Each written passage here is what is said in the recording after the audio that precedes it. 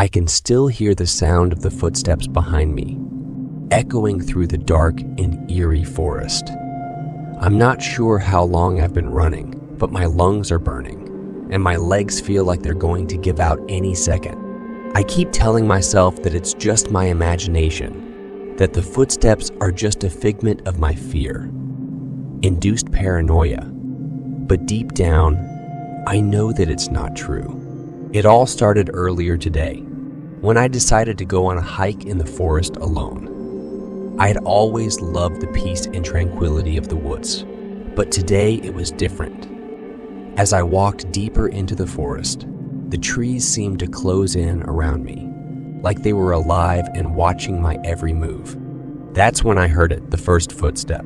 I paused for a moment, trying to listen for any other sounds, but there was nothing. I shrugged it off, thinking that it was probably just an animal.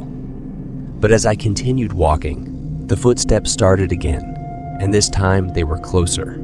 At first, I thought it was just my imagination playing tricks on me, but as the footsteps got louder, I realized that I was being followed.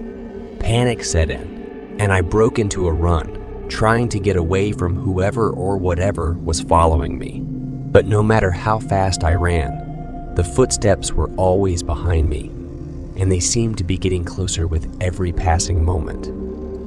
I could feel my heart pounding in my chest, and my hands were shaking with fear. Finally, after what felt like an eternity, I burst out of the forest and into a clearing. I turned around, trying to catch a glimpse of my pursuer, but there was no one there. The footsteps had stopped. I stood there for a moment, catching my breath and trying to make sense of what had just happened. But before I could think too much about it, I heard the footsteps again, and this time they were coming from the other direction. I started running again, this time towards my car, which was parked at the edge of the forest. But the footsteps were right behind me, and I could feel hot breath on the back of my neck.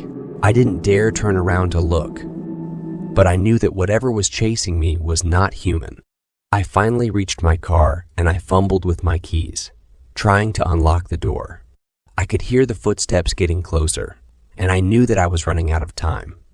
Just as I managed to unlock the door, I felt something grab me from behind, and I was pulled backwards into the forest. I screamed, trying to fight off my attacker, but it was no use. It was like trying to fight off a shadow. I felt cold hands wrap around my throat, and then everything went dark. When I woke up, I was lying on the forest floor, surrounded by darkness. I couldn't move, and I couldn't see anything. I tried to scream, but my throat was so sore that no sound came out. Then I heard it. The sound of footsteps coming closer and closer. I knew that I was not alone, and that whatever was coming for me was not human. And so here I am, still running, still being chased by something that I cannot see or comprehend. But I know that it's there, and I know that it's there, and I know that it's getting closer. I can hear the sound of its breathing, and I can feel its cold, dead breath on my neck. If you're reading this, then please, whatever you do, don't come looking for me. Don't venture into the woods alone, and don't let your curiosity get the better of you. Because once you're there, once you hear those footsteps behind you, it's already too late. They'll keep following you, getting closer and closer until they finally catch you. I don't know what this thing is or where it came from, but I do know that it's not something to be trifled with. It's a creature of pure evil, and it will stop at nothing to claim its next victim. As I continue running, my mind races with thoughts of what could happen if it catches me. Will it drag me back into the forest to be trapped forever in its dark embrace? Or will it take me somewhere even worse, somewhere far beyond this mortal realm? All I know is that I can't let it catch me. I have to keep running, keep fighting, until I can find some way to escape its grasp. But every step I take feels like it's getting harder and harder, and I'm not sure how much longer I can keep this up. As I run, I can feel the wind picking up and the air growing colder. It's like the very forest itself is trying to stop me, to keep me from reaching safety. But I know that I can't give up. I have to keep going, no matter what. Finally, after what feels like hours, I see the faint glimmer of light in the distance. It's my car, and I know that if I can just make it there, I might have a chance. I push myself harder than ever before, ignoring the pain in my legs and the burning in my lungs. I can hear the footsteps getting closer, but I don't dare turn around. I know that if I do, it might be the last thing I ever see. I'm almost there, just a few more steps, and then, suddenly, the footsteps stop. I don't dare stop running, though. I keep going until I finally reach my car, and I fumble with the keys until I can unlock the door. I jump inside and lock it behind me, feeling safe for the first time in what feels like forever. But just as I catch my breath, I hear a tapping on the window. I turn my head slowly, my heart pounding in my chest, and that's when I see it. A pair of glowing eyes, staring in at me from the darkness outside. I can feel the cold breath on my neck again, and I know that it's not over yet. It's still out there, waiting for its chance to claim me as its next victim. I start the car and peel out of the parking lot, not daring to look back until I'm miles away from that cursed forest. But even as I drive,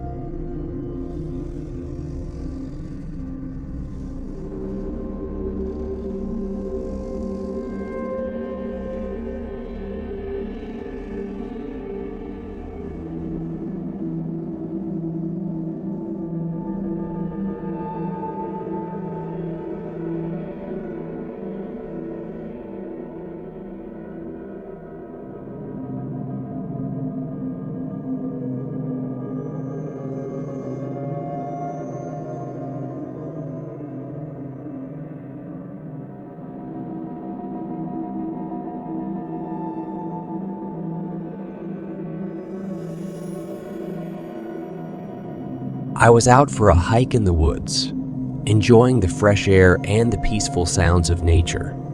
I've always loved the forest, and I never felt afraid even when I was out there alone. But that all changed when I saw her. She was just a little girl, maybe 7 or 8 years old, standing in the middle of the trail. She was wearing a white dress and had long black hair, but her face was obscured by shadows. At first, I thought she might be lost, so I approached her and asked if she needed help. But as soon as I got close, something felt off. It was like a chill ran down my spine, and I suddenly felt like I was in danger. The girl didn't say anything. She just stood there, staring at me with her dark eyes. I tried to back away slowly, but she started to follow me, always staying just a few steps behind. I could feel her presence, like a cold breeze on the back of my neck. As I continued down the trail, the forest grew darker and more sinister. The trees twisted and contorted in strange ways, and the sounds of animals and insects became muted. It was like I had entered a different world, one that I wasn't supposed to be in. I felt like something was watching me from the shadows, and the hair on the back of my neck stood on end.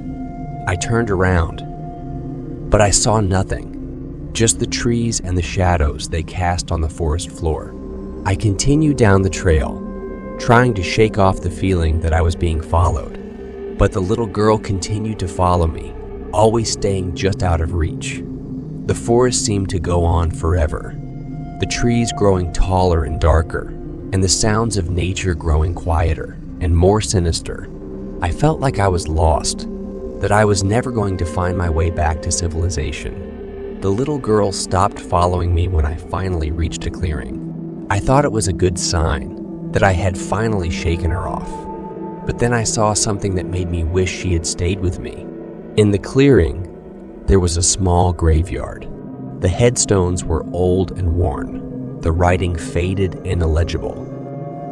But there was something else in the graveyard, something that made my blood run cold. The ghosts.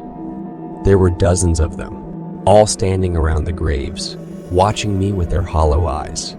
Some were old, some were young, and they all had one thing in common. They were trapped in this forest for eternity, unable to leave, unable to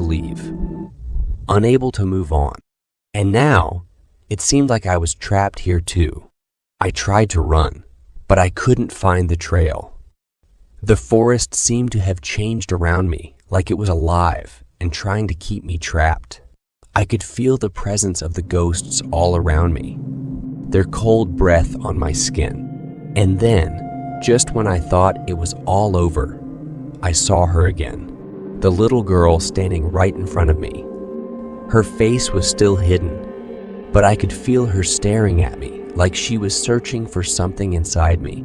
I felt a chill run down my spine as I realized that I was the lost soul, the one trapped in this forest for all eternity. And now, I would never leave.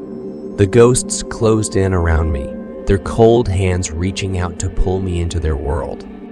I tried to fight them off, but it was no use.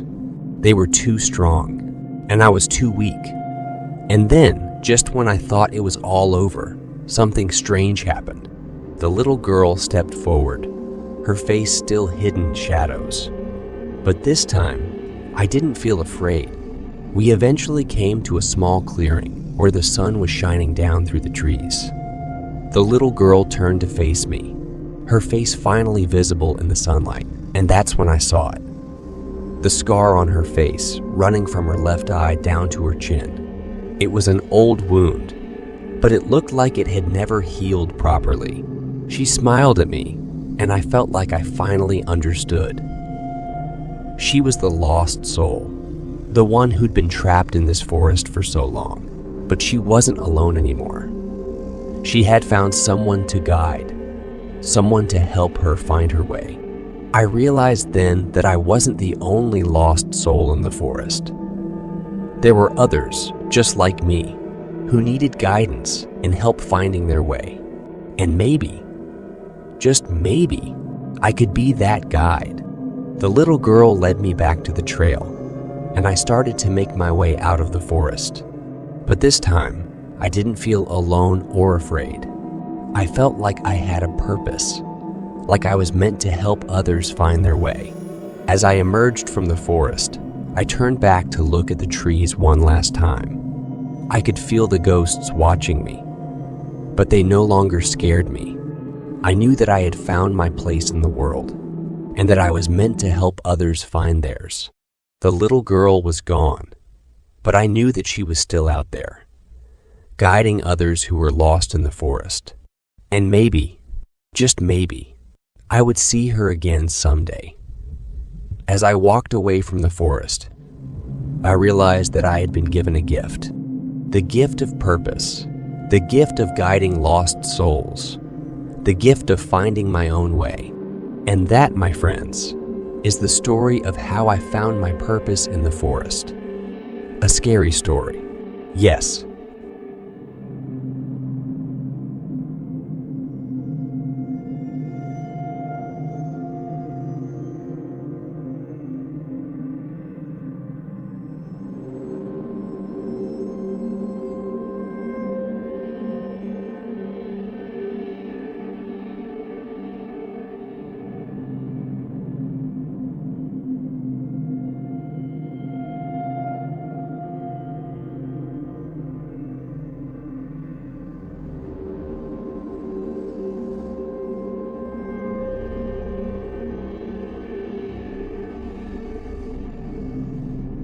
The sun was setting over the forest as we pulled up to the trailer park.